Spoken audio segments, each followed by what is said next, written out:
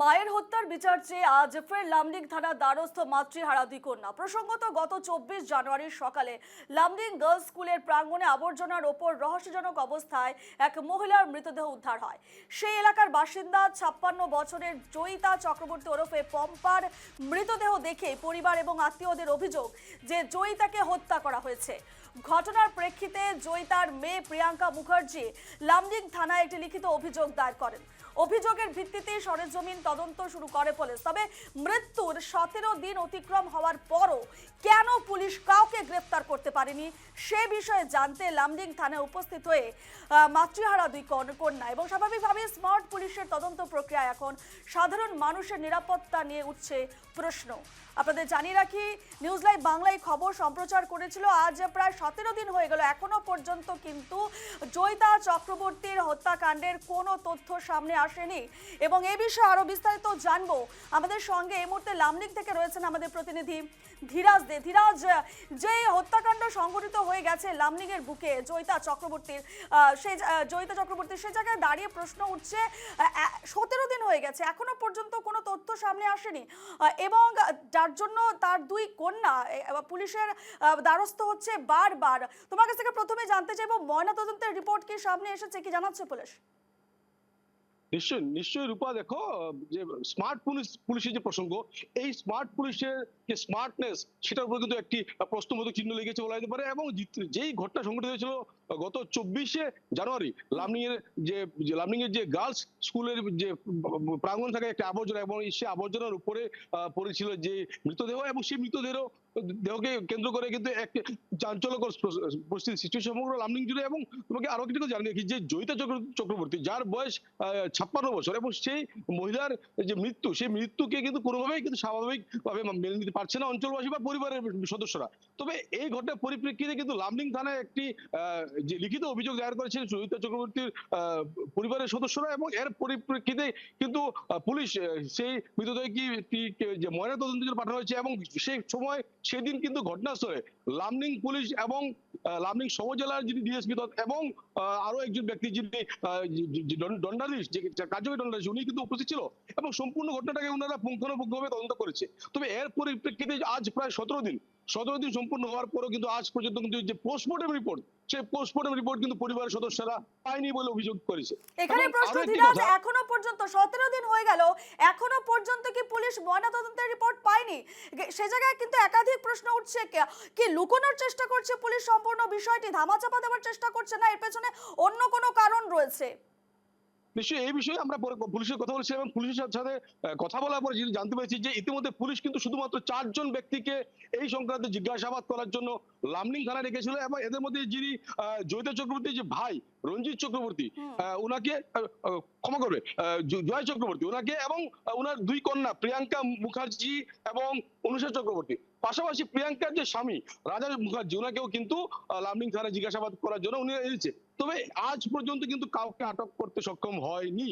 তবে আরো একটি কথা তোমাকে বলে রাখি যে প্রিয়াঙ্কা মুখার্জি, যার বিয়ে হয়ে গেছে গুয়াহাটিতে, যিনি জয়িতা চক্রবর্তীর বড় মেয়ে, সেই মেয়ে কিন্তু সেই মৃত্যুর ঘটনার পরের দিন নিজের সামাজিক মাধ্যমে একটি পোস্ট করেছিল, যে পোস্ট ঘিরে কিন্তু ইতিমধ্যে লামডিং এর বিভিন্ন প্রান্তে একটি আলোচনার সৃষ্টি হয়েছে। এবং সে পোস্ট করেছিল এই ঘটনার সাথে ওর মামা জড়িত, এবং ওর মামা জয় চক্রবর্তী ওর মাকে মেরেছে।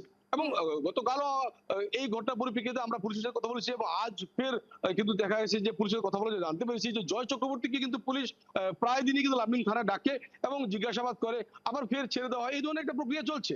তো 17 দিন হয়ে গেছে, এটা কেমন ধরনের ইনভেস্টিগেশন চলছে, এটা কেমন ধরনের স্মার্ট পুলিশের স্মার্টনেস দেখানোর চেষ্টা করছে, সেটা কিন্তু অনেক বড় প্রশ্ন উঠে আসছে। কারণ যে ঘটনা সংঘটিত হয়েছে, সেই ঘটনা যে এলাকায় সংঘটিত হয়েছে, সেই ঘটনা একটি জনবাহুল্য এলাকা বলা যেতে পারে, সেখানে প্রচুর মানুষ রয়েছে এবং একটি মন্দির রয়েছে, এবং মন্দিরের ঠিক মুখোমুখি সেই যে গার্লস স্কুল, এবং সেই গার্লস স্কুলের ভিতরে একটি যে বলা যায়, যেহেতু প্রত্যেকের ধারণা যে রাত্রিবেলা, এবং পরিবার লোকের সাথে কথা বলেছি, যেহেতু জয়িতা চক্র রাত্রিবেলা বাড়িতে ছিল, সম্ভবত সেই ঘটনা সকালের দিকে বা ভোরের দিকে, এবং এই দিনের বেলার মধ্যে বলা যেতে পারে এই ধরনের ঘটনা একটি জনবসতি এলাকায়, সেটা কিন্তু কোনোভাবেই মেনে নেওয়া যায় না।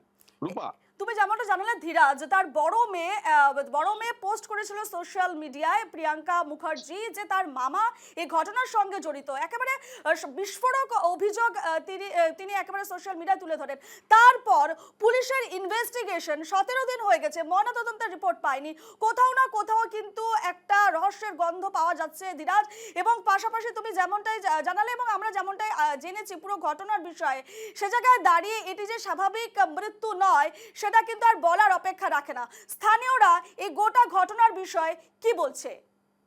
নিশ্চয়ই রূপা, দেখো আমরা স্থানীয়দের সাথে কথা বলেছি এবং স্থানীয়দের সাথে কথা বলার সাথে শুধু স্থানীয়রা নয়, জয়িতা চক্রবর্তী যে আত্মীয় রয়েছে ওনাদের সাথে কথা বলেছি এবং আমরা জানতে পেরেছি যে জয়িতা চক্রবর্তীর যে স্বামী রঞ্জিত চক্রবর্তী, এই ঘটনার প্রায় 1.5-2 মাস পূর্বে ওনার মৃত্যু হয়েছে এবং মৃত্যুর পর কিন্তু সেই বাড়িতে শুধুমাত্র জয়িতা চক্রবর্তী এবং তার ছোট মেয়ে অনুষা চক্রবর্তী এবং তার ভাই জয় চক্রবর্তী, এই 3জন ব্যক্তি কিন্তু সেই বাড়িতে ছিল এবং সেই বাড়িতে এর বাইরে কোনো ধরনের অন্য লোক যাতায়াত সাধারণত করে না। এবং এই যে বাড়ি, এই বাড়ির পাশেই আছে গড়িয়া মঠ এবং গড়িয়া মঠের যিনি সন্ন্যাসী রয়েছেন ওনার সাথে আমরা কথা বলেছি। উনি আমাদেরকে যেটা বলেছে যে এই বাড়িতে সাধারণত আমরা কোনো লোক আসা যাওয়া করতে দেখি না, তবে পরিবারের 3জন সদস্য এই বাড়িতে ছিল।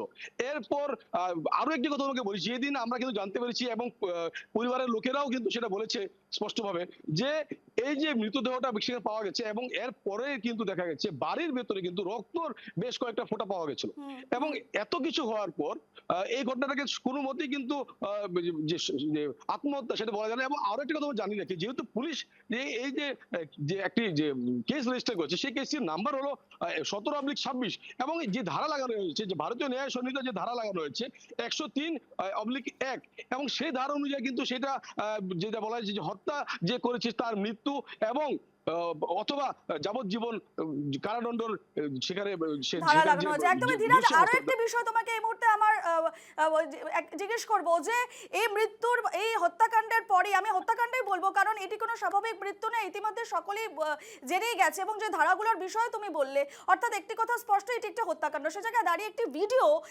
এই হত্যাকাণ্ডের পরে একটি ভিডিও ভাইরাল হয়েছিল যেখানে একেবারে সোশ্যাল মিডিয়ায় ভাইরাল বলা যায় যে ভদ্রমহিলা নাকি দেওয়াল টপকে তিনি পার হচ্ছেন। সে জায়গায় দাঁড়িয়েও কিন্তু লামডিংবাসী সেই ভিডিও ঘিরে একাধিক প্রশ্ন করেছিল। নিশ্চয়ই তুমি অনেক গুরুত্বপূর্ণ একটা প্রশ্ন করেছো এবং দেখো এই যে ভিডিও, সেই ভিডিও ছিল জয়িতা চক্রবর্তী বাড়ির একটি বাড়ি পরে যে সিসিটিভি ফুটেজ এবং সেই সিসিটিভি ফুটেজ যদিও স্পষ্ট না, তবে মোটামুটি বোঝা যাচ্ছিল যে জয়িতা চক্রবর্তী নিজের বাড়ি থেকে বের হয়ে এবং যেহেতু অপর দিকে থাকা যে গার্লস স্কুল, সেই স্কুলের পাশে একটি দেয়াল রয়েছে এবং দেয়াল টপকে সে ভিতরে প্রবেশ করেছে। এখান থেকে একটা অনুমান সেটা করা যেতে পারে যে হয়তো বা জয়িতা চক্রবর্তীকে সেই স্থান থেকে কেউ ডেকেছে এবং যে ব্যক্তি ডেকেছে সেখানে আসার জন্য সে নিশ্চয়ই ওনার পরিচিত বা ওনার ঘনিষ্ঠ। যদি ঘনিষ্ঠ না হয় তাহলে এই ভোরবেলা উনি সেখানে যায় না এবং সেখানে কিন্তু উনি নিজে পায়ে হেঁটে গেছে, সেটা কিন্তু স্বাভাবিক কথা যে পরিবারের লোক জড়িত থাকার সম্ভাবনা রয়েছে। তবে আরো একটি কথা আমাকে বলতে পারি যে এই ঘটনাতে কিন্তু যে দৃশ্যটা চোখে এসেছিল যে একটি ধারালো অস্ত্র, যে ছুরি, সে ছুরি দিয়ে কিন্তু একটি গলার ভিতরে প্রবেশ করেছিল এবং অপরদিকে পাশে আরো একটা অন্য একটি ছুরি ছিল এবং হাতের যে দুটো হাতে কিন্তু আঘাতের চিহ্ন ছিল এবং যে দুটো ছুরি পাওয়া গেছে সেই দুটো ছুরি পরিবারের লোকের বক্তব্য অনুযায়ী সে দুটো ছুরি বাড়ির ছুরি এবং সেটাতে বোঝা যেতে পারে যে কোন একেবারে ধীরাজ, যে সিসিটিভি ফুটেজ আমরা দেখতে পেয়েছি এবং সোশ্যাল মিডিয়া ভাইরাল হচ্ছে, সেটি কি পুলিশ প্রশাসন সেই ভিডিওর সত্যতা যাচাই করছে? কারণ তাকে ঘিরে কিন্তু একাধিক প্রশ্ন ইতিমধ্যে উঠছে, কোথাও না কোথাও একটা অমিল রয়েছে পুরো বিষয়টি নিয়ে, সত্যতা যাচাই করার বিষয়টিও কিন্তু এখানে উঠে আসছে। নিশ্চয়ই সেই সিসিটিভি ফুটেজের সত্যতা যাচাই করার বিষয়টা রয়েছে এবং পুলিশ কিন্তু তার তদন্ত করছে বলে জানিয়েছে এবং পুলিশের সাথে আমরা কথা বলেছি একাধিকবার এবং পুলিশের বারবার একই কথা বলছে, এই বিষয়ে কিন্তু পুঙ্খানুপুঙ্খানুভাবে তদন্ত করা হচ্ছে। তবে প্রশ্ন সেখানে 17 দিন কেন? একদমই এই ঘটনার পরিপ্রেক্ষিতে এই ঘটনার সমাধান বা দোষীদেরকে আটক করতে পুলিশ এখনো বিফল হয়েছে কেন? একদমই ধীরাজ, একটি বড় প্রশ্ন, কারণ 2 সপ্তাহ অতিক্রম হয়ে গেছে, 17 দিন গড়িয়েছে এই মৃত্যুর এই হত্যাকাণ্ডে, তারপরও পুলিশের ভূমিকা নিয়ে উঠছে প্রশ্ন। পুলিশ বলছে এখনো পর্যন্ত ময়না তদন্তের রিপোর্ট তারা হাতে পায়নি, এটা কি করে সম্ভব? সে জায়গাতে একাধিক প্রশ্ন রয়েছে। পাশাপাশি বড় মেয়ে সোশ্যাল মিডিয়ায় একেবারে বিস্ফোরক অভিযোগ তুলেছেন তার মামার বিরুদ্ধে, তার বিরুদ্ধে তেমন কোনো পদক্ষেপ নিতে দেখা যায়নি পুলিশ প্রশাসনকে। পরিবারের বাকি লোকজনরা রয়েছে, তাদের তদন্ত প্রক্রিয়া নিয়েও কিন্তু একটা বড় প্রশ্ন চিহ্ন থেকে যাচ্ছে। অর্থাৎ এই পম্পা চক্রবর্তীর হত্যাকাণ্ড, মৃত্যুর তদন্ত প্রক্রিয়া ঠিক কোন দিকে আগামী সময় কোন দিকে গড়ায় সেদিকে তো নজর থাকছে, কিন্তু আপাতত কিন্তু পুলিশ প্রশাসনের ভূমিকা নিয়ে উঠছে প্রশ্ন। কেন 17 দিন লেগে যাচ্ছে একটি হত্যাকাণ্ডের, একটি মৃত্যুর তদন্ত করতে? এবং বারবার কিন্তু লামডিংবাসী একই প্রশ্ন করছে যে এই হত্যাকাণ্ডের, এই মৃত্যুর পেছনে কে রয়েছে, তাদের তাদের আটক করে তাদেরকে যাতে হেফাজতে নিয়ে উপযুক্ত শাস্তি তাদের দেওয়া হয়, একটি দাবি এই মুহূর্তে লামডিংবাসীর। কারণ এই নিয়ে কিন্তু প্রচন্ড সামাজিক মাধ্যম থেকে শুরু করে লামডিংবাসীর মনে একাধিক প্রশ্ন রয়েছে, সেই প্রশ্নের উত্তর কিন্তু তারা আজ চাইছে। আপাতত তোমাকে ধন্যবাদ জানাচ্ছি ধীরাজ।